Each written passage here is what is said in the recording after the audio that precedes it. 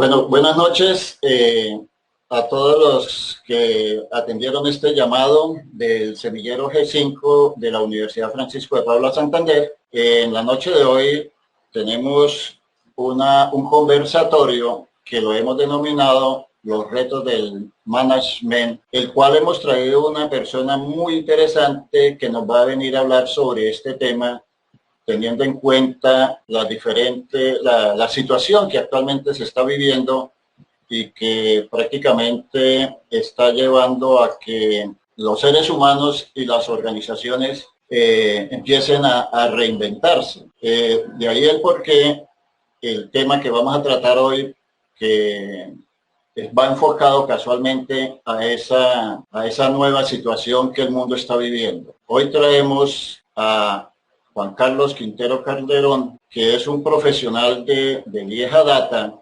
escritor y facilitador empresarial, apasionado por la cultura del servicio, el mercadeo y la innovación. Él es administrador de empresas egresado de la Universidad Francisco de Paula Santander. Ha realizado estudios de marketing y maestrías en administración de empresas, innovación y en dirección de marketing de la Universidad de San Pablo en Madrid, España. Adicional a ello, cuenta con una certificación internacional en la metodología de innovación en Wake Up Brain del Centro de Innovación de Colombia, y recientemente cursó casualmente la certificación en cultura del servicio Disney del Grupo SET de Argentina. Juan Carlos durante los últimos 25 años se ha especializado en algo muy importante y prácticamente se ha convertido en un ideólogo de la felicidad del cliente, enfocando su atención en el servicio al cliente y la innovación como herramientas diferenciadoras para las marcas globalmente. Esta pasión le ha permitido prácticamente llevar toda esa experiencia, todo ese conocimiento a más de 700 columnas de opinión relacionadas con el management, publicaciones de diversos estudios sobre la calidad del servicio al cliente, y adicional a ello, combina todas sus actividades a través de la cátedra en las diferentes universidades. Él es una persona que se ha venido arriesgando en los últimos años a realizar presentaciones empresariales que valen la teoría para llevar los conceptos, digamos que de manera amena, con el propósito de que los planteamientos expuestos puedan ser interiorizados y puestos en práctica, dejando una huella imborrable en los clientes de las organizaciones. Juan Carlos considera que el conocimiento se debe compartir como parte fundamental del legado que dejaremos para nuestras futuras generaciones. Entonces, esa es la hoja de vida resumida de Juan Carlos Quintero, y en este momento lo dejo con él para que él haga de su saludo a todos nuestros seguidores, a los que están formando parte y que están participando en este conversatorio. Juan Carlos, buenas noches, bienvenido. Ponga volumen. Hola Gustavo, muy buenas noches, muchas gracias. La verdad que para mí es un honor estar aquí contigo, que me hayas invitado, a aceptar esa invitación tan maravillosa de compartir en un escenario, más allá de un aula de clase, compartir el concepto del management y de lo que viene, muchas cosas que seguramente espero que en este momentico que vamos a conversar, una vez termine la presentación, pues podamos disertar sobre el tema y sobre todo reflexionar. Creo que el propósito de este encuentro es llevar a la reflexión, porque tu semillero tiene algo muy interesante, que es la gerencia estratégica. Y la verdad, para pensar estratégicamente se requieren de muchas habilidades y es básicamente lo que quiero compartir con ustedes en la noche de hoy. Muchas gracias, Gustavo. No, Juan Carlos, bienvenido. Verdad que para nosotros es un honor tenerlo a usted en esta conversación, en este conversatorio, y esperamos que lo que usted nos venga a contar hoy sea de gran utilidad, y como bien lo expresamos en su hoja de vida, ese convencimiento que tú tienes que eso es una labor de sabio, ¿no? Porque nada gana el sabio teniendo cualquier cantidad de conocimiento si no lo transmite. Entonces, correcto, en este caso, me parece muy bien su forma de pensar. El conocimiento hay que transmitir. Entonces, la audiencia suya, demos inicio para que de esa manera las personas que nos están siguiendo creo que están a la espera de esa intervención suya, Juan Carlos. Listo, Gustavo, ¿me confirmas, por favor, si ya se ve la presentación? Sí. ¿Listo? Bueno, pues hoy vamos en este momento, creo que es un momento que son dos divididos en fracciones de media hora. Vamos a hablar un poco sobre los retos del management y al final pues vamos a conversar, a atender como las inquietudes, Gustavo, y todos los que están asistiendo a este encuentro que se puedan presentar. Habitualmente suelo iniciar mis presentaciones con una historia. Esta vez decidí seleccionar la historia del safari en el Serengeti. Y es una historia muy interesante y cuenta que unos turistas se fueron de vacaciones al Serengeti. Creo que es un lugar bastante exótico para irse uno a vacacionar. Y estos personajes, ya finalizando la tarde, llegaron a una llanura donde decidieron acampar, ¿sí? Montaron su carpita y ya entrada la tarde, uno de ellos decidió asomarse por la puerta de la carpa, la ventana de la carpa, a observar la llanura, cuando de repente observa que allá al fondo hay un leopardo con su hijo. El hombre en ese momento queda petrificado, queda estático, inmóvil, y voltea a mirar a su compañero que estaba con él en la carpa y le dice, viejo, estamos jodidos. Al frente hay un leopardo con su hijo, parece que llevan días sin comer y aquí no hay ninguna salvación. Entonces el amigo reaccionó de una manera muy inteligente, creo que supo utilizar su inteligencia emocional y decidió con mucho sigilo acercar la maleta donde tenía un par de tenis.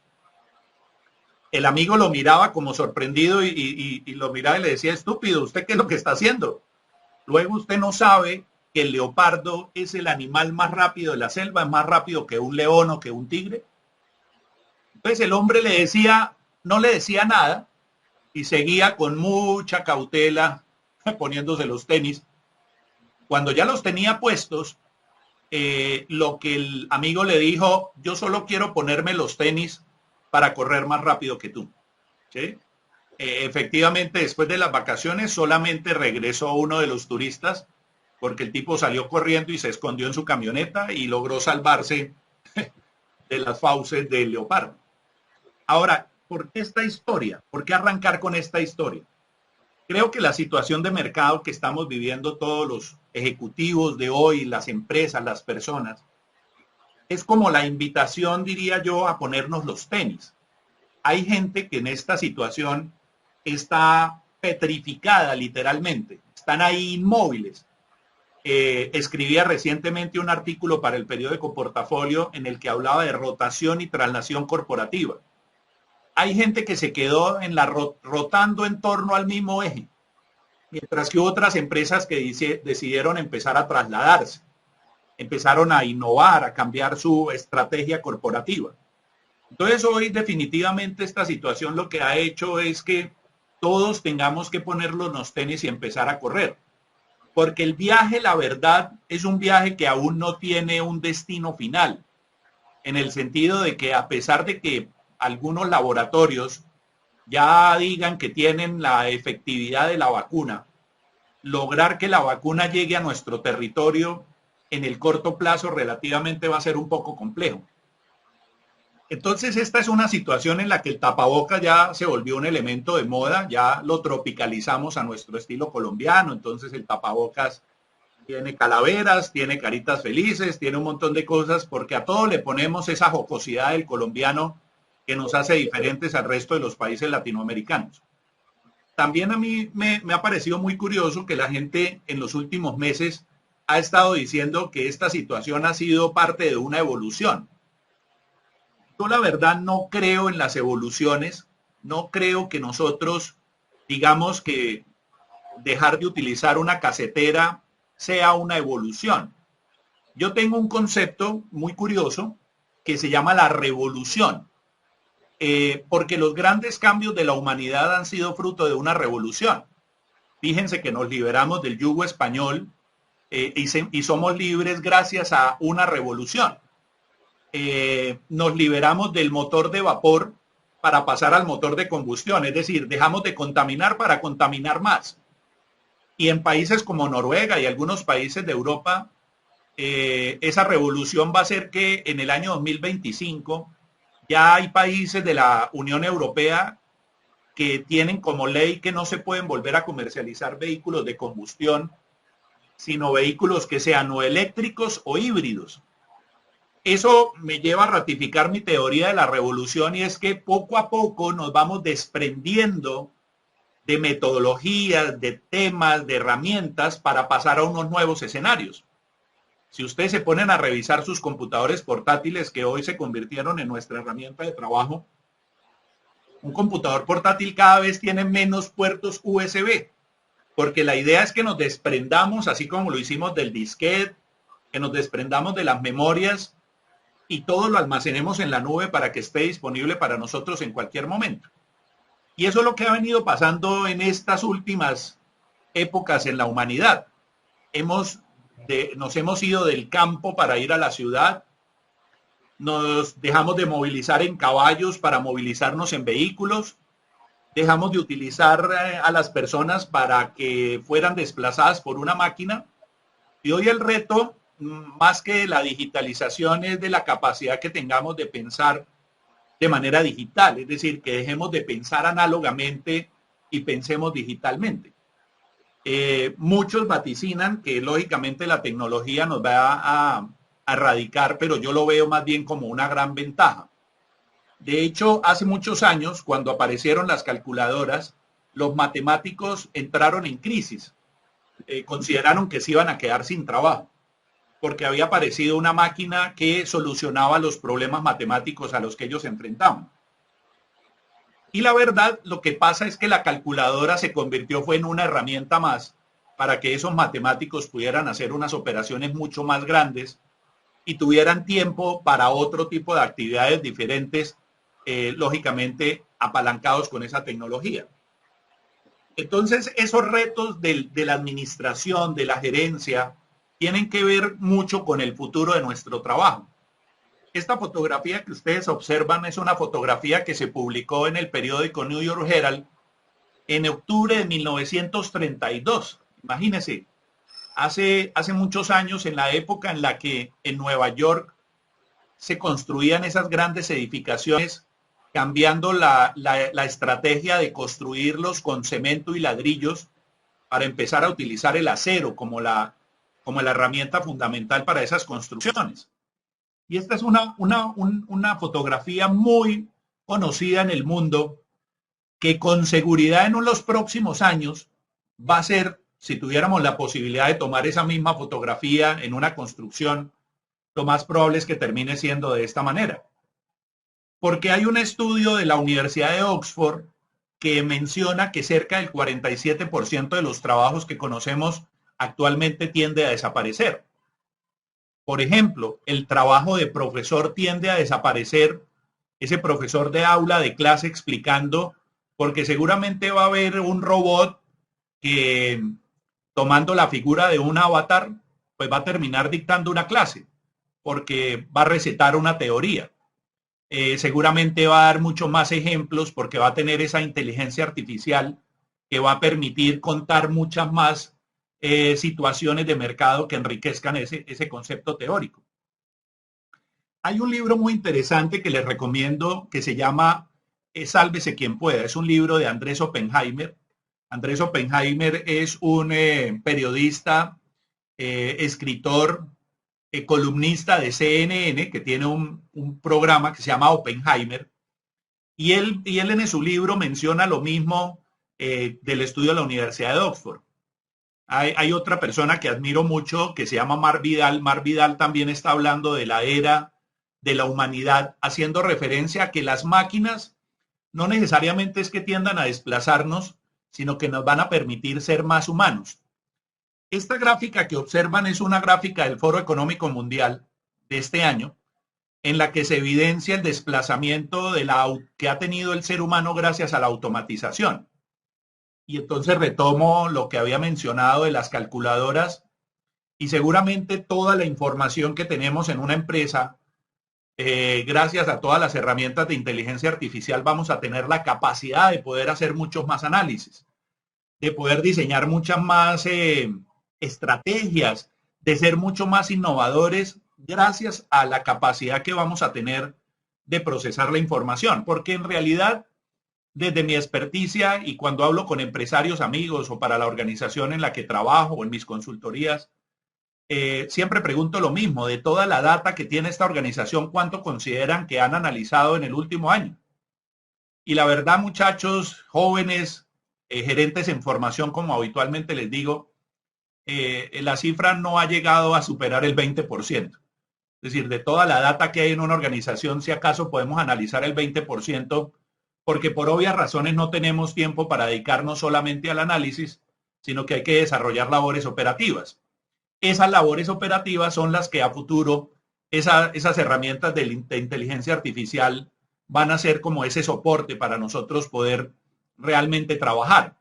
A veces creo que un ejecutivo moderno termina siendo, y ojo, esto lo digo sin ánimo de ser despectivo, termina siendo un auxiliar administrativo bien pago, porque se la pasa es en la operatividad, no hay mucho tiempo para pensar. Lo ideal es que nosotros tengamos tiempo para diseñar estrategias y para eso necesitamos mucha capacidad de análisis de la información. Eso ha llevado que en el mismo foro de este año se mencionen que hay unos roles, un tipo de actividades, de conocimiento que deberíamos empezar a adquirir.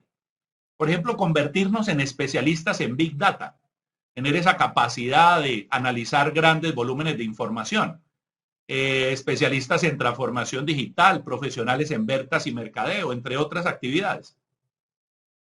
Entonces creo que ese es el primer cambio o el primer reto. El primer reto es el entorno laboral, cómo nos va a cambiar en los próximos años. Y aquí viene un tema interesante que habitualmente planteo a mis estudiantes y es, ¿qué está haciendo usted hoy para ser diferente? Aquí la verdad no se trata de yo contarle la historia y qué es lo que va a pasar, porque la verdad no soy ningún futurólogo, pero sí se trata de dejar como una reflexión. Entonces mi primera invitación o mi primera reflexión sería, bueno, ¿y tú qué estás haciendo hoy para poderte enfrentar a los retos de mañana? Porque curiosamente en países como Corea, Hong Kong, los países asiáticos, los estudiantes de colegio ya están aprendiendo a utilizar la inteligencia artificial para desarrollar aplicaciones móviles. Nosotros aquí tenemos que contratar a alguien que nos haga una aplicación móvil porque la verdad no es un tema que termine siendo interesante. Y siempre hago la uñita. Yo no creo que esto lo tomen como publicidad de Microsoft, pero habitualmente invito a la gente a diferenciarse haciendo un curso de Excel avanzado. Piensa en esas dos herramientas como para que enfrentes ese futuro que será bastante disruptivo. Ahora también va a haber un cambio en la estrategia y hay dos ejemplos superpoderosos del cambio de estrategia y el primero tiene que ver con cómo las organizaciones hoy entienden o van a entender ese interés del consumidor de estar más interesado por el medio ambiente, de aportar más de su esfuerzo para que haya una menor contaminación.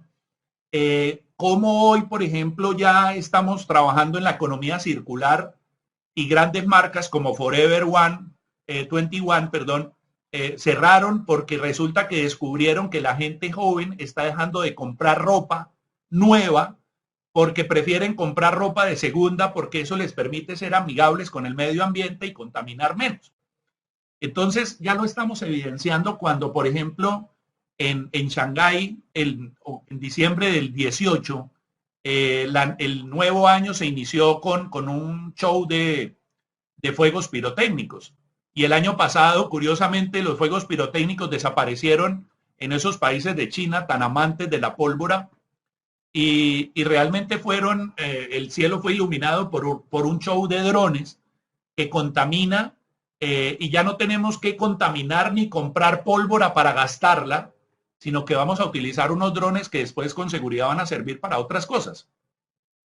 Y eso es lo que estamos viendo hoy en día, o lo que va a presentarse como estrategia de muchas empresas.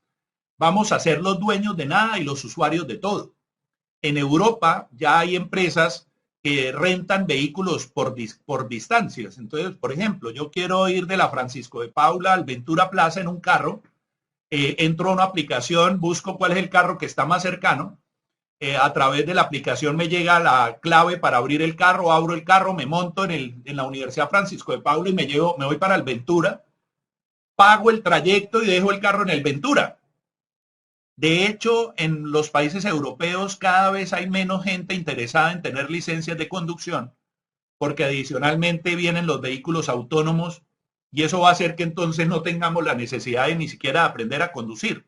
Entonces la estrategia de las ensambladoras no va a ser lograr que la gente se anime a comprar un carro, sino que la gente ya no le va a interesar manejar porque para eso van a estar los carros autónomos. Fíjese cómo va a cambiar no solamente el trabajo, sino la estrategia. Entonces, desde mi concepto, creo que hay que desarrollar nuevas habilidades, habilidades que nos permitan enfrentar este cambio disruptivo que tienen que ver con aprendizaje de las máquinas, transporte autónomo, robótica, entre otras cosas. Va a ser algo similar a cuando aprendimos a montar bicicleta. Nos va a costar bastante trabajo, pero con seguridad con el tiempo lo vamos a dominar. Yo siempre pongo este mismo símil y es el proceso o la evolución que tienen las orugas para convertirse en mariposas. Alguna vez alguien me decía, observando un video, decía, ala, pero ¿por qué uno no ayuda más bien a que la mariposa, en vez de eclosionar de manera natural, uno corte el capullo para que la mariposa pueda salir? Y a veces los cambios implican eso, ¿no? Esfuerzo, trabajo, transformación. Y lo que uno menos debería buscar hacer es romper ese capullo, porque lo que hace la mariposa dentro del capullo es segregar unos líquidos para templar sus alas y toda la fuerza que hace, lo que hace es que se pueda irrigar de una mejor manera todo su cuerpo para que cuando salga pueda realmente volar. Entonces fíjese que el cambio también implica un esfuerzo bastante grande de nuestra parte, pero más que entenderlo es cómo lo podemos llegar a asimilar. Entonces yo tengo en una presentación, lógicamente es un poco más extensa, pero aquí por temas de tiempo me gustaría compartir unas herramientas que nos permitan enfrentar ese cambio desde el punto de vista laboral y desde el punto de vista de estrategia corporativa. Y vuelvo a remitirme a este aniversario 50 del Foro Económico Mundial, donde ellos básicamente mencionan 10 habilidades.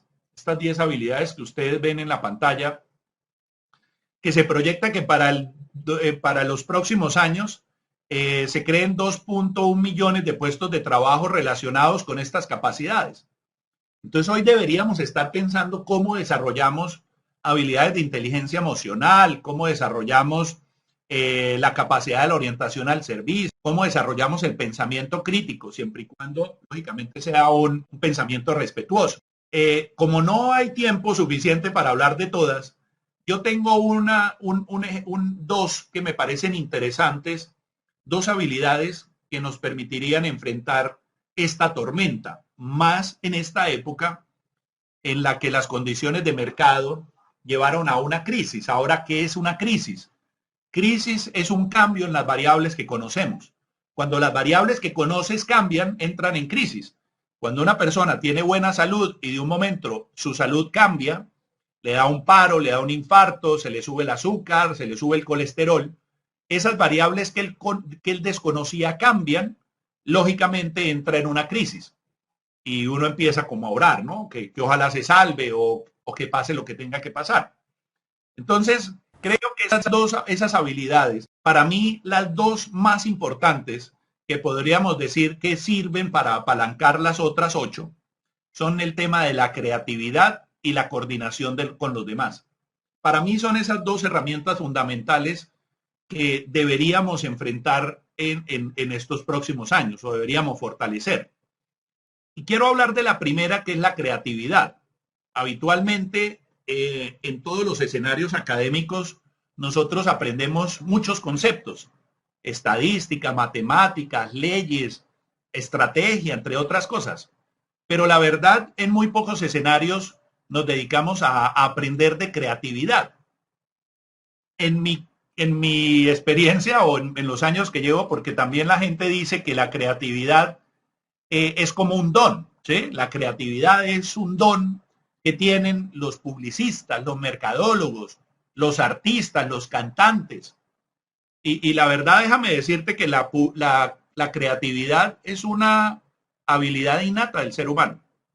Esta mañana, cuando te levantaste de la cama y pensaste qué te ibas a poner, ese ejercicio ya es un ejercicio de creatividad.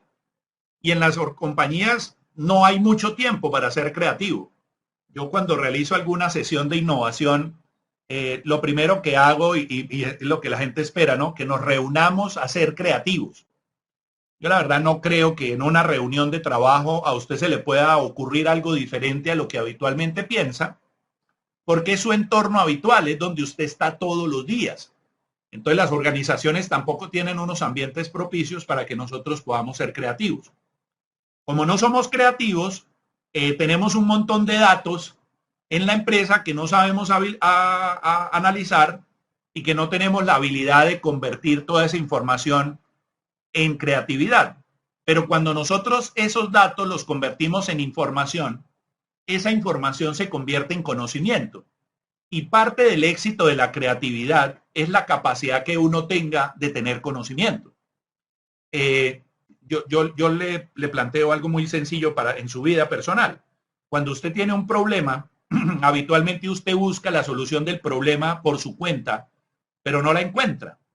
Usted va y le pregunta a alguien que no tiene nada que ver con el problema y le dice, oiga, ¿por qué no hace tal cosa? Y uno dice, pero ¿por qué a mí no se me ocurrió si yo soy el que estoy en el problema? Precisamente por eso. Porque a veces no tenemos esa capacidad de ver o de tener una visión que yo denomino la visión de 360 grados. Una capacidad no solamente que en los 180 tú mires dentro de la organización, sino que en los otros 180 podamos mirar diferentes escenarios para poder plantear alternativas diferentes. Entonces, cuando uno depura los datos, esos datos se convierten en información. Cuando uno analiza esa información se convierte en conocimiento y cuando utilizamos el conocimiento nos volvemos más creativos. Esta es una frase que me encanta, que salió fruto de un análisis de tratar de entender de dónde puede surgir la creatividad. Entonces mi invitación yendo hacia atrás es trata de tener la mayor cantidad de información y trata de asimilarlo como si fueran fichitas de Lego. Yo no sé si ustedes alguna vez han tenido fichas de Lego. Yo soy fanático de Lego. Me encanta el Lego de arquitectura. Y cada vez que tengo fichitas y tengo otro set, otro kit de Lego, la verdad me pongo a imaginarme cómo sería tomar las piezas de la Torre de Shanghái y combinarlas con el Empire State a ver qué me sale. Porque entre más piezas tengas o más kit de Lego tengas en tu cabeza, lógicamente vas a ser un poco más creativo. Entonces, la verdad, muchachos o gerentes en formación, Gustavo, la creatividad no es un don, es una habilidad que puedes fortalecer. Ahora, ¿cómo la puedes fortalecer? Ya casi para entrar en el cierre. Preguntando, ¿sí? Yo la verdad, siempre he sido muy cuestionador en las clases y en todas partes, porque uno dice, alguien tiene alguna pregunta y nadie pregunta nada. A veces me he encontrado emprendedores que han sido alumnos y les pregunto, ¿cómo le va en el negocio? No, profe, el negocio lo cerré. ¿Y por qué? Yo como soy tan curioso o chismoso, podría decir alguno, siempre pregunto por qué. Entonces me dicen, no, profe, no, alguna variable financiera, de mercado que no supieron identificar. Entonces yo le pregunto, ¿alguna vez te fuiste a preguntarle a algún profesor o a alguien que tenga una empresa, oiga, ¿cómo hizo para montar su negocio? Deme algunas razones del por qué yo debería cambiar o qué no debería hacer para que mi negocio fuera exitoso. Entonces a veces desaprovechamos es estar preguntando. Los niños son los más grandes creativos porque su cerebro todo el tiempo está tratando de desarrollar esas interconexiones neuronales y por eso ellos preguntan todo. Yo tengo la fortuna de que Samuel Andrés tiene 3 años y medio y él pregunta todo. Hoy casualmente le pregunté, le hice una entrevista y le pregunté por el sistema solar. Toda la tarde me ha preguntado por el sistema solar. Entonces yo por hacer más me puse a mostrarle el sistema solar y los planetas y entonces ahora me preguntó hace poquito que qué era Marte. Y ténganlo por seguro que ahorita que nos vayamos a descansar me va a preguntar por Plutón y por Urano y por toda esa vaina, porque él está en ese proceso de aprender. Creo que a veces creemos llegar a un cierto nivel académico y decimos, no, yo ya me las sé todas. La verdad, tú nunca terminas de aprender. Eso es algo que debes tener muy claro y por lo general los grandes aprendizajes te los va a dar la persona que tú menos creas. La otra es leyendo. A mí la verdad me preocupan las estadísticas de la lectura, especialmente en Colombia. En América Latina, por ejemplo, un argentino estudiante universitario lee en promedio 12 libros en el año. Un estudiante en Alemania lee 12 libros, en Buenos Aires leen 6. En Colombia estamos por debajo de Perú. En Perú se leen 0.7 libros anuales. Aquí leemos 0.5. Entonces es como una invitación también a pensar, bueno, yo cómo estoy aprovechando la lectura. Otra forma de estimular la creatividad es celebrando. A mí la verdad me preocupa que en el transcurso del día la gente no valora lo que tiene. Habitualmente lo que hacemos es empuñar la muñeca y cuando algo nos sale mal, renegamos, ¿cierto? Botamos la mano hacia el piso como en señal de frustración. Yo la verdad, les comparto algo, cada mañana lo primero que hago es empuñar la muñeca y decir, estoy vivo, ¿sí? Y arranco el día motivado, porque en la medida en que uno lo logre, se automotive, el cerebro segrega una serie de hormonas que hace que te mantengas activo todo el tiempo. Pero si uno se levanta y se va a clase con el celular y se acuesta, pues realmente el mismo cerebro dice, no, usted todavía está en modo dormir, de aquí para adelante no le va a pasar nada productivo. Entonces a veces también perdemos eso y a veces también celebrar es abrir un regalo. Yo puedo decir cuántos años tiene una persona dependiendo de la manera como abre un regalo. No celebramos. Una persona adulta abre el regalo y empieza con con todo el cuidado a tratar de no romper el papel porque allá en su mente, como dice mi esposa, sus enanitos mentales están pensando cómo ese papel lo utiliza para el cumpleaños de la próxima semana y necesita empacar el regalo, entonces cómo utilizamos el papel. La otra es siendo curiosos. Los niños son los más grandes curiosos que hay y la curiosidad es un aprendizaje gratis. Como les mencioné, es como si tuviéramos miles de piezas de Lego, es básicamente el objetivo. En la medida en que tengamos más piezas de Lego, que leamos, que seamos curiosos, que celebremos, que preguntemos, nuestro cerebro va a desarrollar la capacidad de hacer más conexiones neuronales. Entonces, si los robots nos van a desplazar operativamente, nosotros debemos desarrollar habilidades para ser más estratégicos. Un robot seguramente va a poder responder cualquier cosa, pero van a ser muy malos para preguntar. Entonces, una cosa que nosotros deberíamos estar aprendiendo en esta época sería filosofía y música, porque sería una manera muy interesante de poderle contar a un robot cómo pensamos los seres humanos, qué es lo que para nosotros significa la belleza de unas notas musicales. Esa es como otra reflexión. Y ya para terminar, la última habilidad tiene que ver con la coordinación con otros, que si la resumimos en una sola palabra, esa coordinación con otros es el liderazgo. Y yo la verdad no creo en la palabra líder, de hecho líder es como una etiqueta. Yo creo que lo que debería existir es la palabra liderar, ¿sí? Líder es una etiqueta y organizacionalmente yo lo he visto, hay muchos líderes que toman decisiones y la gente hace lo que la otra persona que lidera el equipo decide hacer. Entonces deberíamos empezar a fortalecer esa capacidad de liderazgo. Y aquí viene la segunda reflexión, y es que definitivamente uno no puede dar de lo que uno no tiene. Entonces, si hablamos de liderar a otras personas, el cuestionamiento más interesante es cuál es la capacidad que tenemos de liderarnos a nosotros mismos. Porque a veces pretendemos ser muy buenos con los demás, pero internamente no. A mí me encanta cuando hacemos ejercicios, por ejemplo, de selección de personal para cargos financieros, y lo primero que pregunto es, miremos el reporte de la Cifino Data Crédito de las centrales de riesgos del candidato. Porque yo no me imagino una persona administrando el dinero de los demás que sea muy mala para administrar sus propios recursos. ¿No les parece que es como lógico que deberíamos primero interiorizar ese concepto de liderar primero en nuestra manera de vivir y después para hacerlo bien con los demás?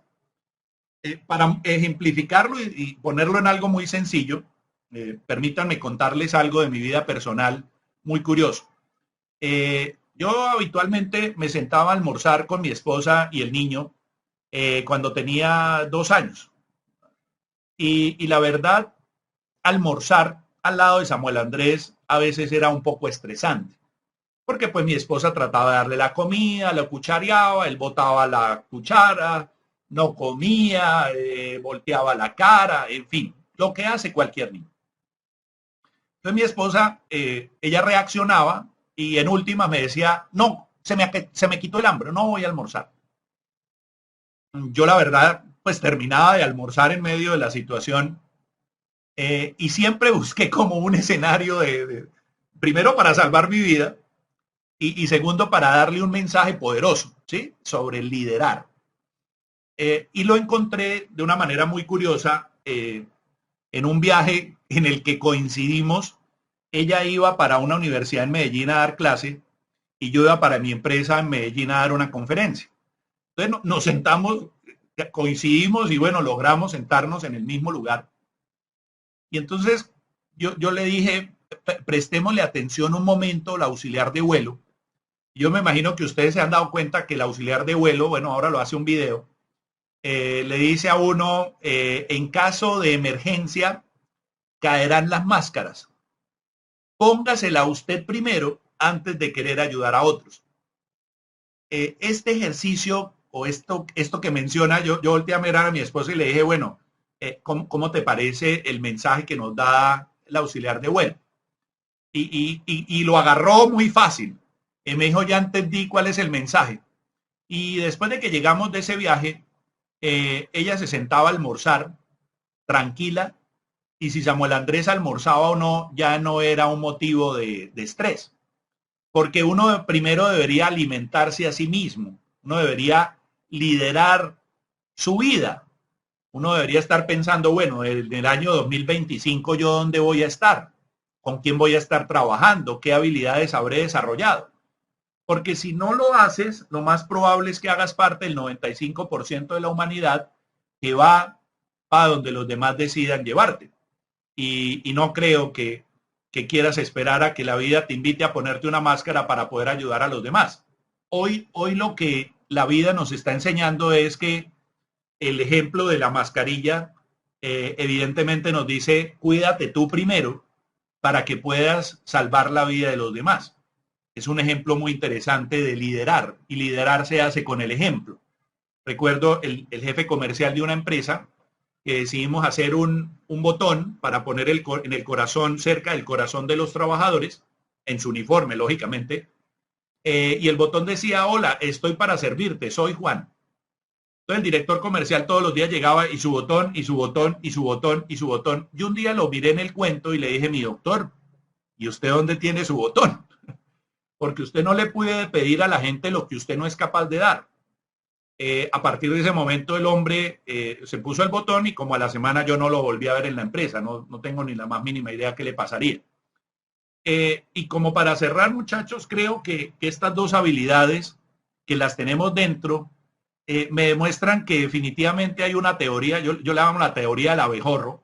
En alguna oportunidad leyendo un artículo de la National Geographic, me encontré que el abejorro es un insecto que según la NASA y muchos ingenieros aeroespaciales inclusive, dicen que el abejorro técnicamente no tiene el diseño para volar, pero curiosamente el abejorro vuela. Porque a veces lo que necesitamos es voluntad, necesitamos esa actitud para desarrollar todas esas habilidades. Seguramente las cosas no van a ser fáciles, seguramente no van a ser fáciles, pero eso depende solamente de nosotros, de ese empuje, de esa capacidad que nosotros tengamos de poder enfrentar estos retos y muchos más que se puedan presentar en nuestra vida. Quiero agradecerles este espacio. Gracias, Gustavo, por tu invitación. Sin antes, pues, invitar a las personas a que preparen sus preguntas y vamos a hacer, si Gustavo está de acuerdo, una sesión de preguntas.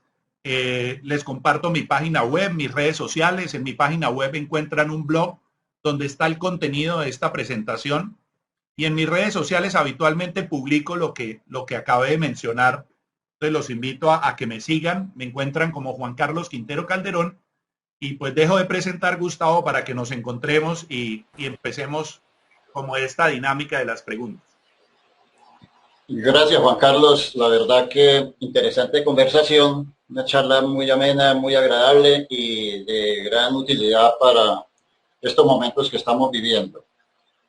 Juan Carlos, casualmente yo sí le tengo unas preguntas. En el chat las personas aún no han preguntado, pero yo sí le tengo unas preguntas. Usted sabe que en este momento la sociedad prácticamente está cambiando. El desarrollo de las nuevas tecnologías ha dado lugar a cambios en el paradigma social y cultural. Los distintos avances e innovaciones han prácticamente revolucionado las estructuras empresariales, dando lugar, como bien usted en un momento lo dijo, a nuevos cargos y nuevas profesiones, ¿cierto? O sea, prácticamente el mundo está cambiando y el ser humano y las organizaciones se tienen que ir acondicionando a esos nuevos cambios y máximo en este momento que estamos viviendo de la pandemia, pues eso se ha venido acelerando y ha generado que nos toque que adaptarnos a una mayor velocidad que quizás no esperábamos que eso llegara a suceder. En este momento, el gerente, ¿cierto? Se están enfrentando, digamos que, a 4 retos digamos, muy sonados, muy dicientes. Uno, que es el que ya conocemos, que es el de la globalización. El otro que debemos tener en cuenta y que es válido ahorita en este momento de pandemia es el empoderamiento, ¿cierto? Y hay otro, como es la diversidad cultural, que prácticamente nos está llevando a que tenemos que aceptar las personas tal cual como son. Esos son unos retos bastante difíciles de enfrentar, máxime cuando no estamos acostumbrados a tener en cuenta esa diversidad que se tiene. Y un cuarto reto, que yo lo llamo así, 4 retos, es la parte, la influencia, ¿cierto? Y me voy digamos, a hacer más énfasis en esta parte, en el sentido de que anteriormente las organizaciones, pues, influenciaban a todos los miembros de la misma producto de esa cultura empresarial tradicional que se tenía, ¿cierto? Impartida prácticamente desde históricamente en seminarios, en la misma universidad que prácticamente se enseña, se lleva a cabo. Además, nosotros hicimos eso, se le habla sobre esa cultura, pero resulta que hoy en día ya esa parte, si bien es cierto, no deja de ser importante, prácticamente pasa a ser sustituida por un nuevo enfoque apoyado en la influencia, como bien lo decía usted, que no le gustaba el término líder, pero sí es un influenciador. La influencia que este líder va a dar y la orientación hacia la estrategia conjunta.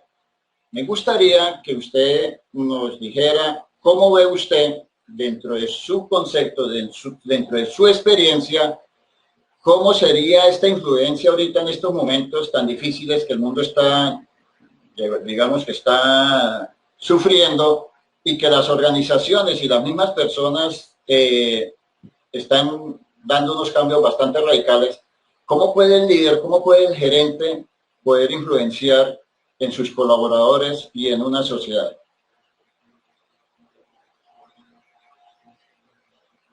Juan Carlos. Gustavo, mira, la respuesta, hay una conferencia que, que doy habitualmente para las empresas este año, gracias como a lo que mencionaste al principio de la certificación que realicé con Disney sobre cultura de servicio, gracias a la pandemia que me dio la oportunidad de poderla realizar, porque la inversión no solamente era onerosa en la capacitación, sino en los desplazamientos, hospedajes, alimentación. En esa conferencia hago referencia a tres grandes pilares, Gustavo, y todos los que nos acompañan, inclusive veo acá a Adriana, a Harold, a Lili, un saludo muy especial, al profesor César Panizo, que están conectados, muchas gracias por estar con nosotros. Y hay tres palabras claves que hoy ese influenciador, ese líder debería tener muy claras. Esas palabras yo las digo L al cubo. Y esa L al cubo de liderar está acompañada de esas tres herramientas que son inspirar, iluminar e impregnar. ¿Sí? Inspirar, iluminar e impregnar. Ahora, ¿qué es inspirar? Tengo este jueves una conferencia para Rappi de Chile y resulta que Simón, curiosamente, estuvo en reunión con el equipo y les hablaba de lo que vamos a tratar en la conferencia. Es decir, él los inspiró a decir, oiga, Rappi ha venido creciendo de una manera vertiginosa, necesitamos volver a recuperar la esencia de Rappi. Eso es inspirar, es decir, un líder hoy tiene que tener la capacidad, más que dar ejemplo, de inspirar a las personas, ¿sí? De ser esa puente, que ahí viene la segunda, de iluminar. Yo hablo de iluminar en el sentido de que un buen líder, aparte de inspirar, ilumina a sus equipos de trabajo. Es decir, los empodera, les permite desarrollar sus talentos para que ellos brillen. Entonces, ¿cuál es la misión del líder? Inspirar, iluminar esos talentos para que la gente pueda brillar. Yo habitualmente pongo un ejemplo muy curioso, que es, imagínense a Pep Guardiola. Pep Guardiola fue el director técnico del equipo Barcelona de España, en una época en la que realmente en el equipo jugaban verdaderas estrellas. Xavi, Iniesta, Leo Messi, bueno, entre otros. Tomemos a Leo Messi como ejemplo. Imagínense que Leo Messi, deportista top, va y le dice a Pep Guardiola, Pep, es que de Nike me contrataron para hacer una campaña publicitaria, necesito que me dé un permisito un día, es que me voy a ir a ganar 5 millones de euros. Si Pep Guardiola no tuviera esa capacidad de iluminar y viviera de esos egos absurdos que aún todavía tienen muchos ejecutivos, le diría a Leo Messi, no viejito, usted está aquí es para trabajar, usted está para meter goles, permiso no hay. Yo les pregunto cómo creen que le iría Leo Messi el fin de semana en el partido. Seguramente se haría el pendejo y no metería ningún gol. Conclusión, ¿quién pierde? Todo el equipo. Pero como Pep Guardiola, su misión es iluminar a su equipo, a los jugadores de su equipo, por eso los ubica donde pueden realmente desarrollar una buena función. Le da el permiso a Leo, seguramente le dirá tráigame unas donas, Leo va, se gana sus euros y el fin de semana llega y bota toda la energía en la cancha. Conclusión, en la rueda de prensa sale Pep Guardiola a recibir los elogios porque tuvo a su alrededor una serie de personas que él logró permitirles que brillaran. Entonces yo no creo que hoy un líder sea ese típico personaje mítico que carga una varita y va detrás de las ovejas, o sea ese guerrero que nosotros habitualmente veíamos con unas corazas siendo el guerrero más fuerte, porque en realidad hoy lo que necesitamos es empoderar a las personas. Y en la medida en que tú logres inspirar y logres iluminar, puedes impregnarle el sueño de tu empresa al resto de tus colaboradores. A mí me encanta ver la gente que habla, inclusive hay colombianos que trabajan en Tesla, y cuando hablan de su líder, de este señor Elon Musk, ellos se refieren a él como si fuera un ser de luz, e inclusive todos hablan y piensan como él. Es decir, todos están en la función porque este señor logró impregnarles su sueño. Y si ustedes revisan la mayoría de los empresarios o la literatura de los grandes empresarios del mundo, todos han nacido partiendo de un sueño. Steve Jobs tenía un sueño y toda la gente que trabajaba con él perseguía el mismo sueño. Y el que no estuviera alineado con el sueño, pues bueno, se iba. Entonces, Gustavo, creo que esa es la función de un verdadero líder, tener la capacidad de inspirar, iluminar e impregnar a los demás ese sueño por el cual él se levanta todos los días, ese resorte que lo saca a dar lo mejor de sí cada mañana. Juan Carlos, también quisiera preguntarle con relación a la parte del empoderamiento. Hoy en día, pues, es casi que, y es más, y creo que ese es su fuerte también, empoderar a las personas, pero en este campo del empoderamiento prácticamente estamos llegando a unos niveles que quizás no lo imaginábamos, digamos que 2, 3 años atrás, como es el desarrollo de estas nuevas tecnologías que ha llevado a que las personas se enfoquen prácticamente al autoaprendizaje, al aprendizaje colaborativo, por ejemplo, como esto que estamos haciendo nosotros, que es un aprendizaje colaborativo. ¿Cómo podríamos nosotros poder, digamos, que los gerentes pudiesen cubrir esas necesidades de formación de sus empleados y garantizar prácticamente ese crecimiento profesional y personal de los mismos? Sí, Gustavo, mira, yo la verdad no tengo la respuesta o la verdad absoluta a tu pregunta porque se pueden conjugar muchas variables. Lo que sí te puedo decir, y más desde mi experiencia profesional, es que habitualmente nosotros tendemos a delegar funciones y somos muy malos para delegar. Es decir, el problema no es de la gente, el problema es de las personas que están al frente de la gente, ¿sí? Y te lo voy a resumir con un ejemplo, casualmente lo publicaba hace poco en mis redes sociales. Hice el tema de la delegación, decía, para poder empoderar tú necesitas aprender a delegar, y como lo mencioné, no lo sabemos. Yo tengo 4 pasos, casi todo lo tengo cuantificado para poderme acordar de los pasos, de las herramientas. Y son 4 pasos muy sencillos para que uno pueda empoderar delegando de manera eficiente. Los 4 pasos, Gustavo, y todos los que nos acompañan, inclusive César, que también estaba preguntando cómo hacemos para apuntar a nuevas tendencias. Yo le plantearía 4 herramientas para poder delegar de manera eficiente y empoderar a la gente. La primera es, yo hago, tú miras. Yo hago, tú miras. Es decir, yo hago la tarea, pero tú me miras. ¿Cómo la hago? El segundo paso es, yo hago, tú haces. Es decir, entre los dos ya empezamos a desarrollar la tarea.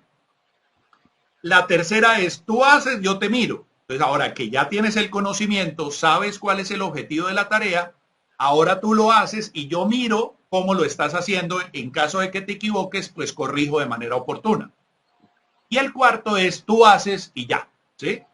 Es decir, uno no le puede pretender enseñar a un cajero en un banco que cómo debe recibir el dinero, cuáles transacciones debe registrar en el sistema, si él primero no ve cómo funciona el banco y después asume la responsabilidad. Creo que muchos de ustedes seguramente han visto los cajeros de los bancos que primero están sentados mirando mientras el otro hace, después él se sienta en el lugar y el que estaba trabajando lo mira y después él queda solito. Creo que esos 4 pasos, Gustavo, nos ayudarían a ser unos líderes mucho más eficientes en la delegación de las tareas, básicamente por dos razones. Porque una nos permitiría mitigar el error, ¿sí? Y la segunda, que la gente encontraría cuál es el verdadero propósito por el cual realiza una tarea. A mí la verdad me da tristeza que haya gente que hace tareas, pero no tiene ni idea eso para qué sirve, pero sencillamente hacen la tarea. Uno debería decirle a la gente, mire, el propósito de esta tarea es tal, de tal manera que empecemos a impregnarle a esa persona ese propósito con el cual esperamos que la tarea se desarrolle. Entonces creo que son esas cuatro y las resumo. Yo hago, tú miras, yo hago, tú haces, yo te miro, tú haces y tú haces. Ahí están las cuatro herramientas. Juan Carlos, entre los miembros de la... Se le fue el sonido, Juan Carlos. No, aquí estoy prestándote atención. Ah, ya. Dentro de los seguidores que tú tienes ahí en su red, ¿hay alguien que le está haciendo alguna pregunta para que se la responda? Porque yo acá no lo estoy viendo. Tengo a Adriana Acuña, dice, a Adriana Arelix Acuña Rincón, dice, ¿cuál es el primer paso para innovar? ¿Existe alguna metodología? Efectivamente hay metodologías de innovación, sí, así es. Existen múltiples metodologías de innovación. Pero creo que hoy, y lo publicaba este fin de semana, inclusive fue una publicación bastante controvertida, a veces en realidad pretender preguntarle al cliente todo no es una muy buena tarea, porque el cliente nos puede decir a veces cosas que no tengamos ni la capacidad técnica, operativa o financiera de poder desarrollar, pero sí podemos diseñar un prototipo o mostrarle una idea y co-crear junto con él un nuevo producto, un nuevo servicio para nuestra empresa. Esa era una pregunta que tenía Adriana, espero haberla atendido de la mejor manera. Cualquier cosa, pues pueden consignar sus preguntas. Harold Yamid dice que es un gusto saludarlos, que él tuvo la oportunidad de ver clases con nosotros en la Francisco de Paula. Y cualquier cosa, pues me puedes escribir por el interno, por el chat de Facebook o de Instagram, y que él dice que quiere conversar conmigo personalmente. Estoy para servirle. La verdad que este ejercicio con Gustavo para mí es más enriquecedor porque creo que yo soy el que más aprende a veces con las preguntas de la gente que me ayudan a esforzarme más por poder aprender.